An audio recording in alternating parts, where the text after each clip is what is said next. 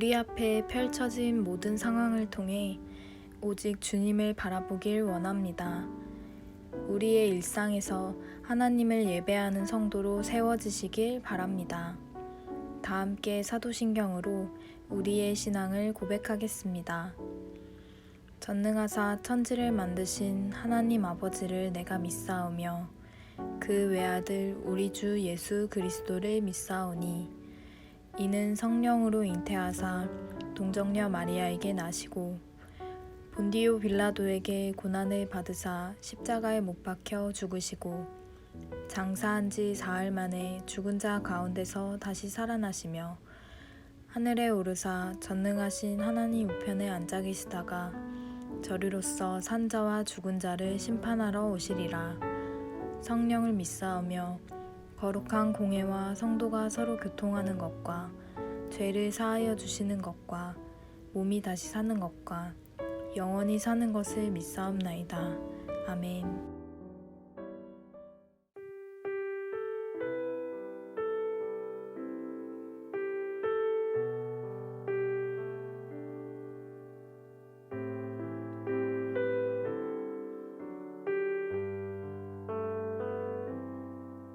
주의 인자하신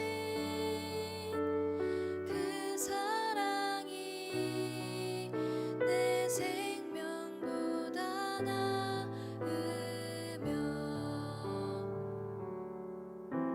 위로하시는 주 손길은 내 눈물보다 귀하다. 변함이 없는 주 임재가 내 근심보다 가깝고 주님 흘리신 그 보혈은 내 상처보다 진하다. 결국 내 주님과 함께 사는 것 나의 영원한 소원. 주의 아름다움 안에 사는 것 나의 영원한 기쁨. 결국 내 주님과 함께 사는 것 나의 영원한 소원. 주의 아름다움 안에 사는 것 나의 영원한 기쁨. 주의 아름다움 안에 사는 것 나의 영원한 기쁨.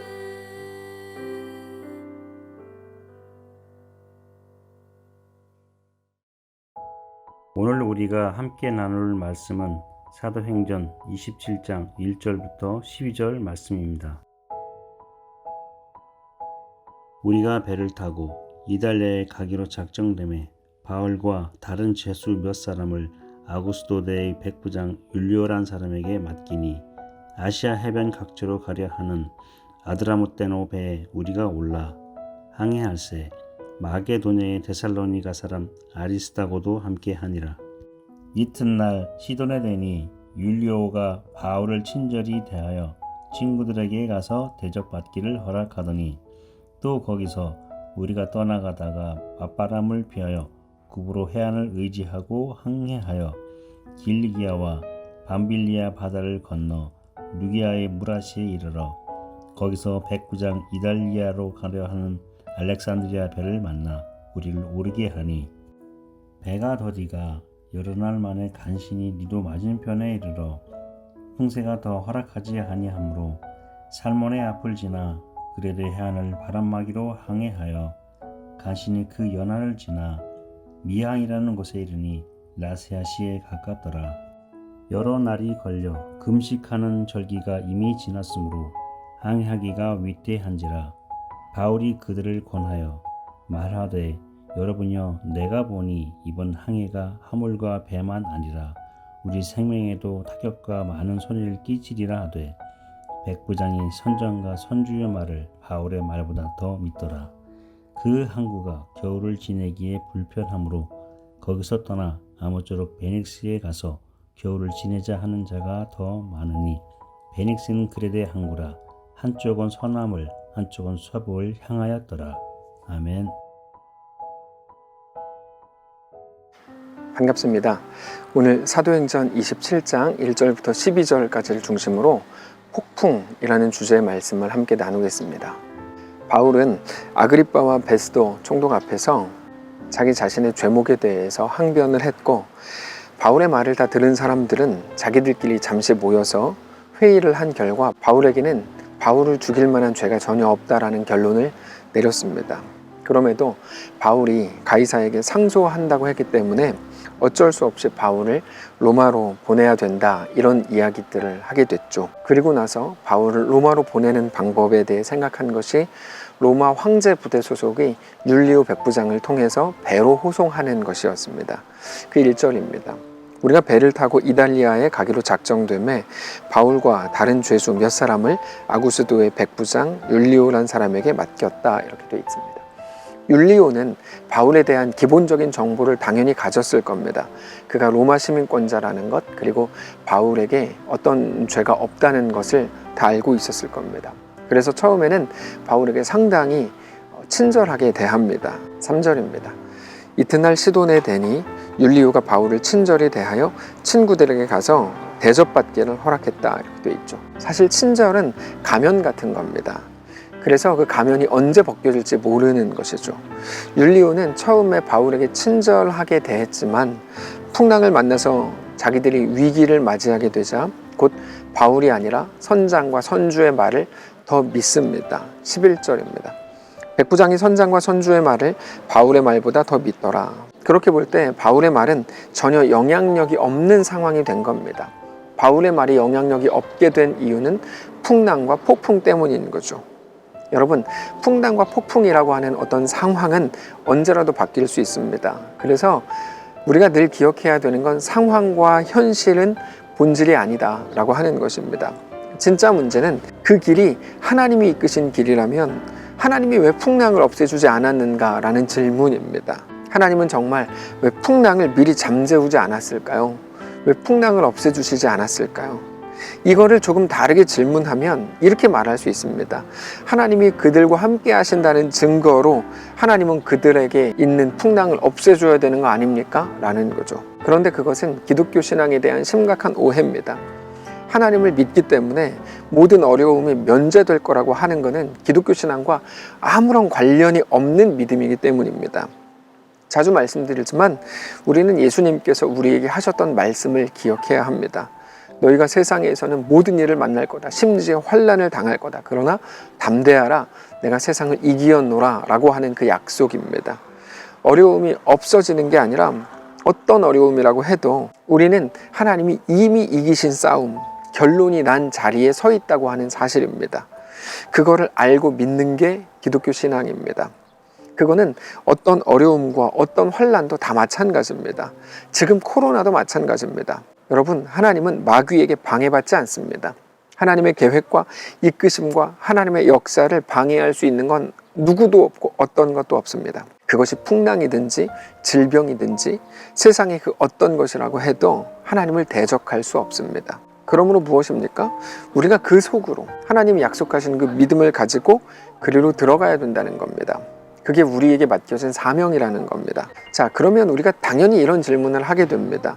하나님은 우리를 왜 그리로 이끄시는가 하는 것이죠. 왜 우리를 면제시켜주지 않을까요? 우리는 우리 고난에 대한 성경의 지침과 해석을 잘 이해해야 합니다. 예전에 다윗 이야기를 말씀드린 적이 있습니다. 다윗은 죽음을 방불한 그 자리에서 결정적으로 도액을 만납니다. 하나님이 다윗을 도액 앞에 세우신 것이죠. 도액은 사울의 목자장으로서 사울에게 엄청난 신임을 받는 사람이었습니다. 결국에 사울에게 쫓기는 다윗으로서는 도액을 반드시 피해야만 되는 상황이었습니다. 그럼에도 하나님은 다윗으로 하여금 도액 앞에 서게 하시더라는 겁니다. 그래서 일단 다윗이 죽지 않으려고 무기를 찾아봤는데 무기가 없죠. 그래서 제사장 아히멜렉에게 거짓말을 합니다. 아히멜렉은 다윗의 거짓말에 속아서 골리앗의 칼을 다윗에게 내줍니다. 골리앗의 칼은 예전에 다윗이 골리앗을 죽인 후에 빼앗은 칼입니다.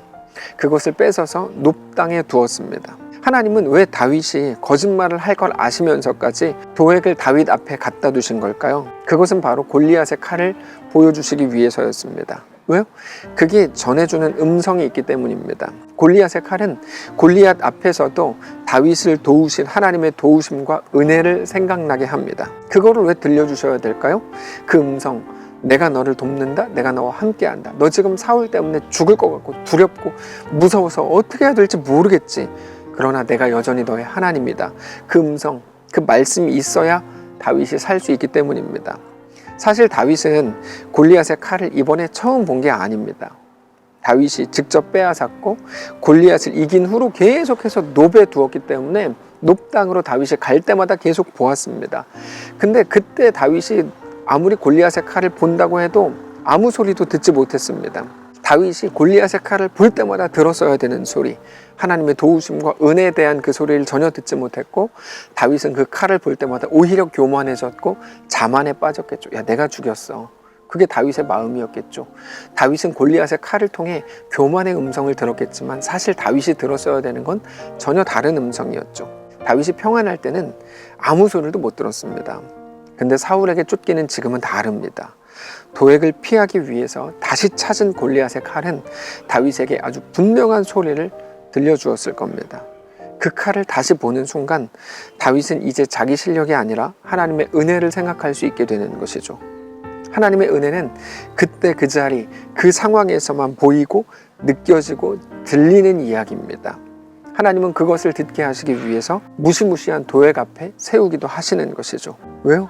골리앗의 칼이 들려주는 소리를 들어야 되는데 아무리 들려줘도 못 들으니까. 근데 그 상황으로 끌고 가면 그때는 들을 거니까. 매일 그 자리에 있었던 칼이고 거기 갈 때마다 보였던 칼이지만 그 아무 소리, 아무 음성도 안 들렸는데 이번에는 달랐던 겁니다. 다윗의 그 아픔과 그 고통과 그 상황에서만 진짜 음성이 들리는 겁니다. 집 나간 둘째가 돌아오기로 마음먹게 된 가장 큰 이유가 뭐라고 말씀을 드렸습니까? 돼지 주염 열매조차 주는 사람이 없었기 때문이라고 말씀드렸죠.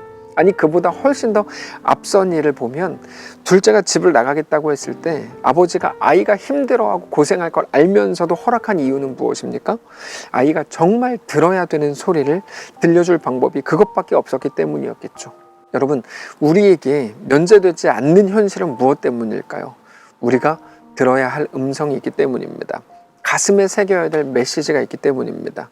그게 없으면, 그 메시지가 없으면, 그들의 가슴에 그게 없으면 심지어 풍랑이 없고 아무리 평탄한 날이라고 해도 메시지가 없으면 죽는 겁니다. 그러나 메시지가 있으면, 하나님의 말씀이 있으면 아무리 거센 풍랑이 있어도 더 무시무시한 것들이 나와도 문제없이 삽니다. 그래서 우리는 폭풍이라는 말을 볼 때마다 하나님이 일하시기 시작했구나, 그 생각을 할 수 있어야 하는 겁니다. 자식이 풍랑 속에 있는 거, 폭풍 속에 있는 거 어떤 부모가 즐기겠습니까? 다만 그것을 통해라도 알게 되고 듣게 될 메시지, 하나님의 음성이 우리를 영원히 더 온전히 살게 할 것을 믿으시기를 바랍니다. 그 상황이 없어지고 사라져야 우리가 사는 게 아니고 하나님이 있어야 우리가 삽니다. 하나님의 말씀이 없으면 어떤 상황이 일어나지 않는 그때에도 우리는 살 수 없습니다. 근데 평안할 때, 그래서 아무 문제 없다 그러면서 놀러 다닐 때, 하나님 없이 살면서도 돈이 있고 자식들이 건강하고 별 문제 없어서 회사는 나름대로 잘 버티고 있고 이 땅에서 안정적이라는 이유로 아무 문제 없이 잘 살고 있다고 생각하면 그게 가장 큰 문제고 그게 가장 큰 아픔이고 가장 큰 위기입니다. 그러나 성도 여러분, 지금 우리가 겪고 있는 코로나라고 해도 그게 문제가 아니고 그것과 비교할 수 없는 더 큰 일들이 얼마든지 닥칠 겁니다. 그 모든 것을 넘어서서 우리를 정말 살리는 것, 우리 모두를 온전히 살게 하는 것은 오직 하나님의 말씀뿐인 것을 믿으실 수 있기를 바랍니다. 아무리 그래도 그렇지 왜 굳이 그런 방법으로 하나님의 음성을 듣게 하십니까? 우리는 따지고 싶습니다. 하나님이 우리를 사랑하신다면서 뭐가 아까워서 머뭇거리시는 걸까요? 왜 돼지 주염들매조차 못 먹게 하는 것처럼 느껴질까요? 아까워서가 아닙니다. 마귀가 방해해서도 아닙니다. 하나님이 그들에게 밀렸기 때문도 아닙니다. 아직 때가 안 되었기 때문도 아닙니다. 그런 말로 얼버무리시면 안 됩니다. 하나님은 지금 우리에게 말씀을 하시는 겁니다. 하나님의 음성이 들리는 자리로 하나님은 오늘도 우리를 이끄십니다. 말씀으로 확인하십시오. 자기 아들을 아끼지 아니하시고 모든 사람을 위하여 내주신 이가 어찌 그 아들과 함께 모든 것을 우리에게 주시지 않겠느냐. 이 말은 더 좋은 것 줄 거니까 기다려라, 그런 말을 절대로 아니라 그랬죠. 하나님이면 충분합니다. 그겁니다. 오늘 이 말씀이 나만 홀로 버려진 것 같고 하나님도 나에게 침묵하시는 것 같고 하나님은 나에게 관심도 없는 것 같고 그냥 나 혼자 죄지어서 기도 안 해서 부족해서 연약해서 나 혼자 살아야 된다고 생각하는 우리에게 그렇지 않다. 하나님은 이미 일하고 계신다. 함께 하심의 방식이 이해가 안 될 수 있다. 나도 이해한다. 그러나 그래도 하나님은 지금 함께 하신다. 내가 너와 함께 한다. 나는 너의 하나님이 됨이라. 이 음성을 깨닫는 위로가 있으시기를 바랍니다. 그렇게 하나님을 사랑하는 자, 곧 그의 뜻대로 부르심을 입은 모든 자들에게 모든 것이 합력하여 선을 이룰 것을 믿으시기 바랍니다. 그 하나님과 놀라운 동행을 이루는 거룩한 날이시기를 축복합니다. 한번 기도하겠습니다. 살아계신 하나님, 우리는 늘 두렵습니다. 우리 앞에 있는 모든 상황에 대한 두려움, 그 상황을 이길 힘이 우리에게 전혀 없는 것을 알기 때문에 또 두렵습니다. 근데 그때마다 하나님의 약속 붙들기를 원합니다. 하나님에 대해 너무 많이 오해했습니다. 오해하지 않기를 원합니다. 주의 말씀을 신뢰합니다. 주의 약속을 붙듭니다. 오늘 우리와 함께 하시고 모든 일들을 만난 사랑하는 성도들 가운데 함께 하셔서 음성을 듣게 하시고 하나님의 음성이 우리를 살게 하는 놀라운 역사가 시작되게 하옵소서. 우리 교회 성도들 가운데 늘 함께 하시고 하나님의 거대한 역사 속에 그 믿음의 길을 넉넉히 명예롭고 영광스럽고 놀랍게 걷는 귀한 성도들 되게 하옵소서. 역사하실 예수님의 이름으로 기도합니다. 아멘. 사랑하는 성도 여러분, 오늘 하루를 하나님께서 또 허락하셨습니다. 믿음 가지고 주님과 놀랍게 동행하는 귀한 하루 되시기를 주님 이름으로 축복합니다.